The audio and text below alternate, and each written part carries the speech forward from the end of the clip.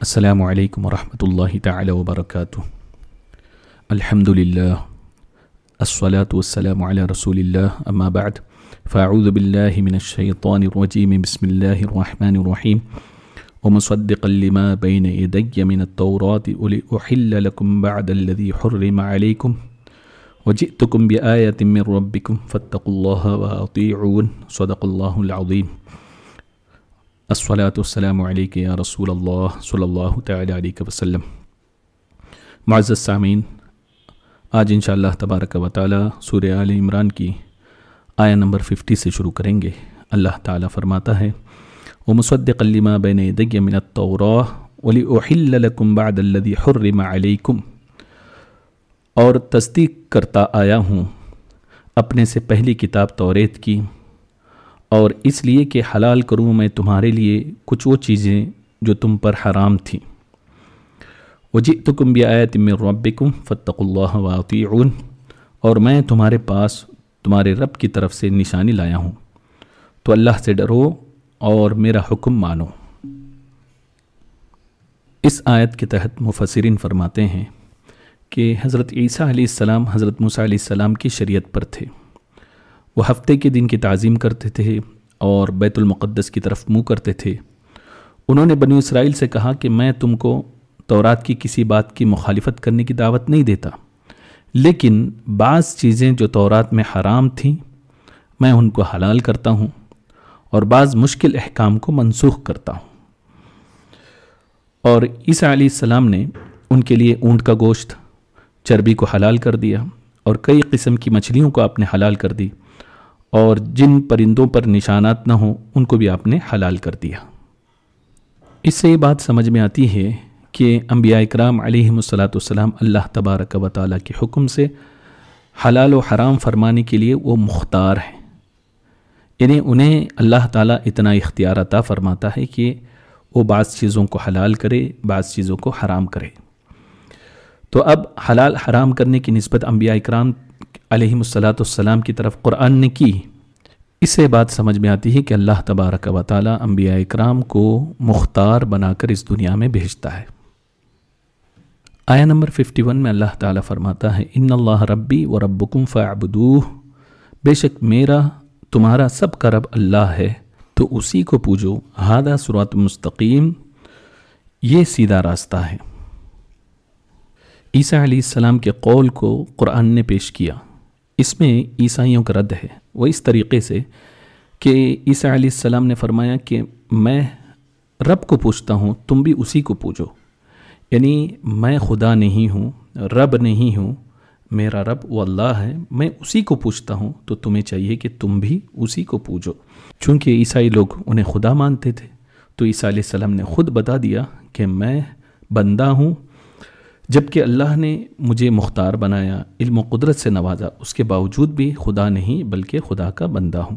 تو اس سے یہ بات بھی سمجھ میں آئی کہ انبیاء اکرام کو، اولیاء اکرام کو معجزات یا کرامات جو عطا کیا اللہ تعالیٰ نے، اس کا ماننا شرک نہیں، اور اس سے یہ بات بھی لازم نہیں آتا کہ ہم نے انہیں رب مان لیا، یعنی ان کی قدرت کو، ان کی طاقت کو مان لیا، تو اس سے یہ ثابت کوئی نہیں کر سکتا کہ ہم نے ان کو رب مان لیا، الہ مان لیا، بلکہ ہم نے صرف اور صرف اللہ کا بندہ، اللہ کا نبی، اللہ کا رسول مانا ہے۔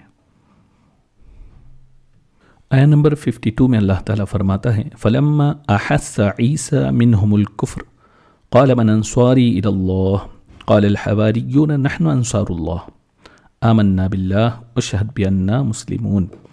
پھر جب عیسیٰ نے ان سے کفر پایا، بولا کون میری مددگار ہوتے ہیں اللہ کی طرف؟ حواریوں نے کہا کہ ہم دین خدا کے مددگار ہیں، ہم اللہ پر ایمان لائے، اور آپ گواہ ہو جائیں کہ ہم مسلمان ہیں۔ اور آیہ نمبر 52 میں ان کی دعا کو بھی قرآن نے نقل کیا ہے ربنا آمنا بما انزلت واتبعنا الرسول فاکتبنا مع الشاہدین، اے ہمارے رب ہم اس پر ایمان لائے جو تو نے اتارا، اور رسول کے تابع ہوئے، تو ہمیں حق پر گواہی دینے والوں میں لکھ لے۔ اس سے پہلی والی آیتوں میں اللہ تعالیٰ نے عیسیٰ علیہ السلام کے ولادت کا ذکر، پھر عیسیٰ علیہ السلام کے معجزات کا ذکر، اور پھر لوگوں کے سامنے اپنی رسالت کو پیش کرنے اور اپنی اطاعت کی دعوت دینے کا ذکر فرمایا۔ اور زمانے میں ہمیشہ یہ طریقہ رہا ہے کہ جب نبی لوگوں کے سامنے اللہ تعالیٰ کے دین کو پیش کرتے ہیں تو زیادہ تر لوگ نبی کی مخالفت کرتے ہیں اور کچھ لوگ اللہ کے دین کو قبول کر لیتے ہیں اور نبی کی حمایت اور نصرت کرتے ہیں۔ عیسیٰ علیہ السلام کے ساتھ بھی ایسا ہی ہوا۔ جب انہوں نے اللہ کے دین کی دعوت پیش کی تو کچھ لوگوں نے انکار کر لیا اور مخالفت پر اتر آئے، یہاں تک کہ آپ کے قتل کا ارادہ انہوں نے کر لیا۔ تب جا کے آپ نے اپنے حواریوں سے، اپنے ماننے والوں سے، یعنی اپنے صحابہ سے فرمایا کہ اللہ کے دین میں تم میں سے کون میری مدد کرے گا؟ اسی بات کو قرآن نے کہا، من انصاری الی اللہ، اللہ کے دین کے معاملے میں کون میری مدد کرے گا؟ تو حواریوں نے کیا کہا؟ انہوں نے کہا کہ اللہ کے دین کے معاملے میں ہم آپ کی مدد کریں گے، اور یہ بھی کہا آمنا باللہ واشہد بأننا مسلمون، کہ آپ گواہ رہیں کہ ہم مسلمان ہیں۔ یہودیوں نے عیسیٰ علیہ السلام کی مخالفت کی، اس کی وجوہات کیا ہیں؟ تو مفسرین فرماتے ہیں کہ یہودیوں کو یہ معلوم ہو گیا تھا کہ جس مسیح کی تورات میں بشارت دی گئی ہے وہ یہی ہے، اور ان کے دین کے بعض احکام کو وہ منسوخ کر دیں گے، ہٹا دیں گے، اس لیے وہ عیسیٰ علیہ السلام کی مخالفت کرنے لگے اور عیسیٰ علیہ السلام کے قتل کی در پہ ہو گئے۔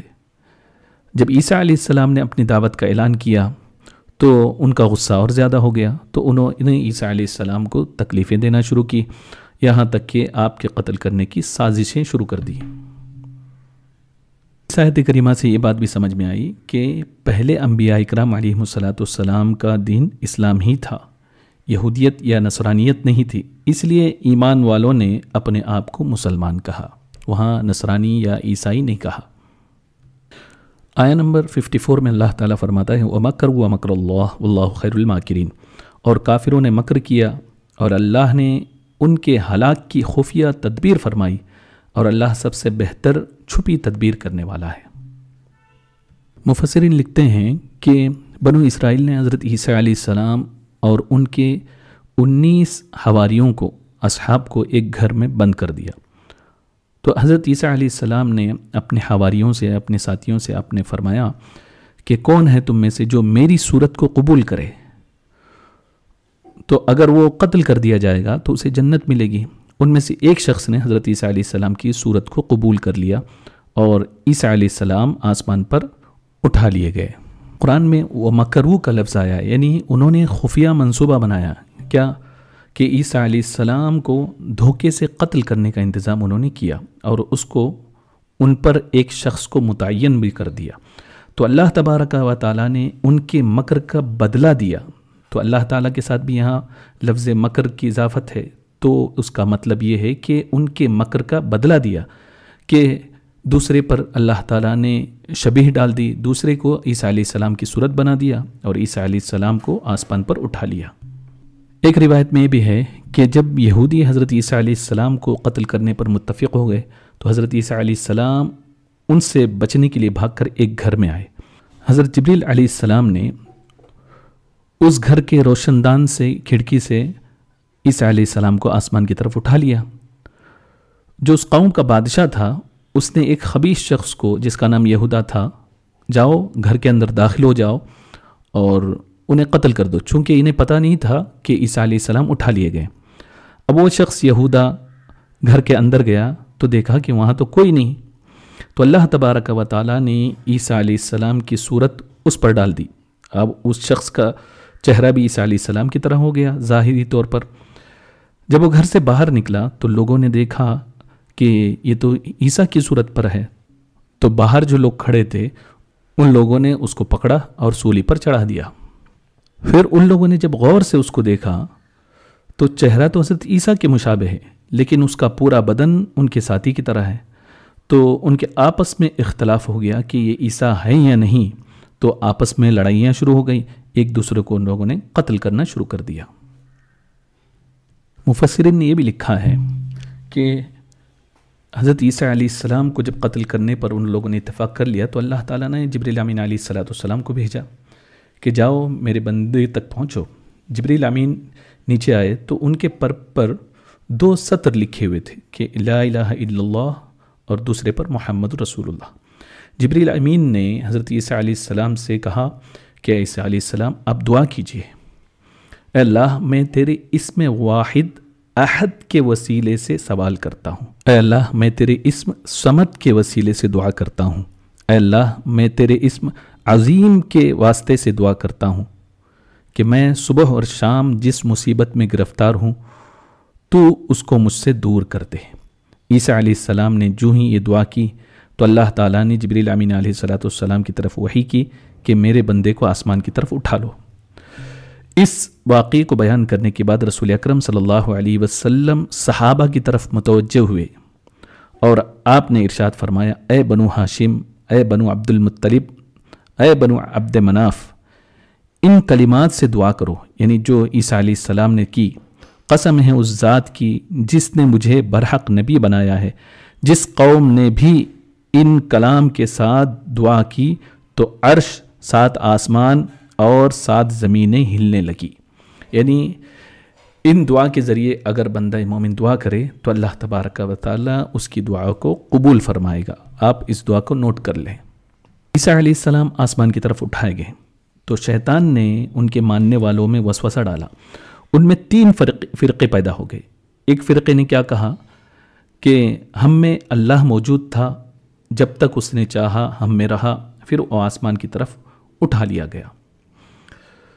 اس فرقے کا نام یعقوبیہ ہے۔ دوسرے فرقے نے کہا ہم میں اللہ کا بیٹا موجود تھا، نعوذ باللہ، جب تک اس نے چاہا ہم میں رہا، پھر وہ آسمان کی طرف چڑھ گیا۔ اس فرقے کا نام نستوریہ ہے۔ اور ایک فرقے نے کہا حضرت عیسیٰ علیہ السلام اللہ کے بندے اور اس کے رسول تھے، انہوں نے جب تک چاہا ہم میں رہے، پھر اللہ نے انہیں اپنی طرف اٹھا لیا۔ یہ لوگ مسلمان ہیں۔ پھر دونوں کافر فرقے مسلمانوں پر غالب آ گئے، پھر اسلام کا نور بھی جو ہے وہ مدھم ہونے لگا، تو اللہ تبارک و تعالیٰ نے حضور اکرم نور مجسم محمد رسول اللہ صلی اللہ تعالیٰ علیہ وسلم کو اس دنیا میں مبعوث فرمایا۔ پھر بنو اسرائیل کی ایک جماعت ایمان لے آئی اور ایک جماعت جو ہے وہ کفر پر قائم رہی۔ آیہ نمبر 55 میں اللہ تعالیٰ فرماتا ہے اذ قال اللہ یا عیسیٰ انی متوفیک ورافعک الی ومطہرک من الذین کفروا وجاعل الذین اتبعوک فوق الذین کفروا الی یوم القیامہ ثم الی مرجعکم فاحکم بینکم فیما کنتم فیہ تختلفون۔ یاد کرو جب اللہ نے فرمایا اے عیسیٰ میں تجھے پوری عمر تک پہنچاؤں گا اور تجھے اپنی طرف اٹھاؤں گا اور تجھے کافروں سے پاک کر دوں گا اور تیرے پیروں کو قیامت تک تیری منکروں پر غلبہ دوں گا، پھر تم سب میری طرف پلٹ کر آؤ گے تو میں تم میں فیصلہ فرما دوں گا جس بات میں جھگڑتے ہو۔ آیت کریمہ میں اللہ تعالیٰ نے 4 باتیں عیسیٰ علیہ السلام کے تعلق سے بیان فرمائی کہ توفع یعنی پوری عمر کو پہنچانا، اور پھر دوسری بات اپنی طرف اٹھا لینا، تیسری بات کافروں سے نجات دینا، چوتھی بات کہ ان کے جو فالوورز ہیں ان کو غلبہ دینا۔ تو پہلی بات یہ بہت اہم ہے، کیا توفع، چونکہ عیسیٰ علیہ السلام کو موت نہیں آئی بلکہ اللہ تبارک و تعالیٰ نے آسمان کی طرف اٹھایا ہے۔ لیکن مرزائی قادیانی ایک فرقہ ہے، ان کا عقیدہ یہود و نصارہ کا عقیدہ ایک ہی ہے، وہ کہتے ہیں کہ عیسیٰ علیہ السلام وفات پا گئے۔ تو یہ مرزائی قادیانی ظاہری طور پر اپنے آپ کو مسلمان کہتے ہیں لیکن یہ کافر ہیں۔ تو توفع کا معنی یہ پورا کرنے کے ہیں۔ اس کی وجہ یہ ہے کہ عیسیٰ علیہ السلام کو موت نہیں آئی۔ اس کی دلیل کیا ہے؟ اس کی دلیل رسول اکرم صلی اللہ تعالیٰ علیہ وسلم کی حدیث ہے۔ حضور اکرم صلی اللہ علیہ وسلم نے ارشاد فرمایا حضرت عیسیٰ علیہ السلام میری امت پر خلیفہ ہو کر نازل ہوں گے، صلیب توڑیں گے، خنزیروں کو قتل کریں گے، 40 سال رہیں گے، نکاح فرمائیں گے، اولاد ہوگی اور پھر آپ کا وصال ہوگا۔ وہ امت کیسے ہلاک ہو جس کا اول میں ہوں اور آخر حضرت عیسیٰ علیہ السلام ہیں اور وسط میں میرے اہل بیت میں سے مہدی ہوں گے۔ اور دوسری حدیث میں رسول اکرم صلی اللہ علیہ وسلم نے ارشاد فرمایا کہ حضرت عیسیٰ علیہ السلام دمشق کے شرقی مینارے پر آپ نازل ہوں گے۔ اور یہ بھی سرکار دو عالم صلی اللہ علیہ وسلم نے فرمایا کہ اس کے بعد جو ہے دنیا میں آنے کے بعد ایک عرصہ رہنے کے بعد سرکار فرماتے ہیں کہ وہ میرے حجرے میں مدفون ہوں گے۔ تو اس حدیث سے یہ بات سمجھ میں آئی کہ عیسیٰ علیہ السلام کو اللہ تبارک و تعالیٰ نے زندہ آسمان کی طرف اٹھایا ہے، اور وہ قیامت سے قبل دنیا میں تشریف لائیں گے، ایک عرصہ رہیں گے، پھر اس کے بعد وہ وصال فرمائیں گے۔ چونکہ یہاں اس آیت کریمہ میں توفیٰ فرمایا گیا تو امت کا اس پر اجماع ہے، توفیٰ سے مراد یہاں پوری عمر کو پہنچنا ہے۔ اور اس کا معنی یہ بھی آتا ہے جیسے کہ قرآن میں ہی وَإِبْرَاهِيمَ الَّذِي وَفَّى کا لفظ آیا ہے، اور ابراہیم جو پورے احکام بجا لایا۔ تو توفیٰ کا معنی موت کے بھی ہیں، توفیٰ کا معنی پورے کرنے کی بھی ہیں۔ تو اللہ تعالیٰ نے یہ فرمایا کہ عیسیٰ میں تجھے وفات دوں گا، یہ نہیں فرمایا کہ میں نے تجھے وفات دیا۔ تو عیسیٰ علیہ السلام بھی وفات پائیں گے، کب؟ جب وہ آسمان سے دوبارہ نازل ہوں گے، اس کے بعد ایک عرصے کے بعد وہ وفات پائیں گے۔ اللہ تبارک و تعالی ہمیں مرزائیوں اور قادیانیوں کی فتنوں سے ہم سب کو محفوظ رکھے، ہم سب کی ایمان کی حفاظت فرمائے۔ حضور اکرم صلی اللہ تعالی علیہ وسلم نے جو تعلیمات ہمیں عطا فرمایا اس پر عمل کرنے کی توفیق عطا فرمائے، اہل سنت والجماعت پر استقامت عطا فرمائے۔ استغفر اللہ ربی من کل ذنب واتوب الیہ، وآخر دعوانا ان الحمد للہ رب العالمین۔